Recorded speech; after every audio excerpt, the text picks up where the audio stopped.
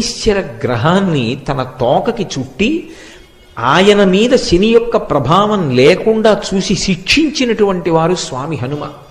అప్పుడు శరీరము శిథిలమై స్వామి హనుమని ప్రార్థన చేశాడు శనీశ్వరుడు.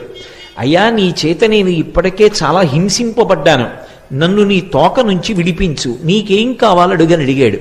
అడిగితే స్వామి హనుమ శనీశ్వరుని నుండి ఒక మాట పుచ్చుకున్నారు. ఎవరు నాకు పరమ భక్తులై ఉంటారో అటువంటి వారి జోలికి నువ్వు వెళ్ళకూడదు. ఒకవేళ జాతకంలో శనీశ్వరుని యొక్క ప్రభావం చాలా విశేషంగా ఉండేటటువంటి వారు కూడా హనుమ యొక్క అనుగ్రహానికి నోచుకున్న వారైతే అటువంటి వారందరికీ కూడా శనీశ్వర గ్రహం యొక్క ప్రభావం విశేషంగా ఉండేటటువంటి అవకాశం ఉండదు. అది హనుమ పుచ్చుకున్నటువంటి మాట.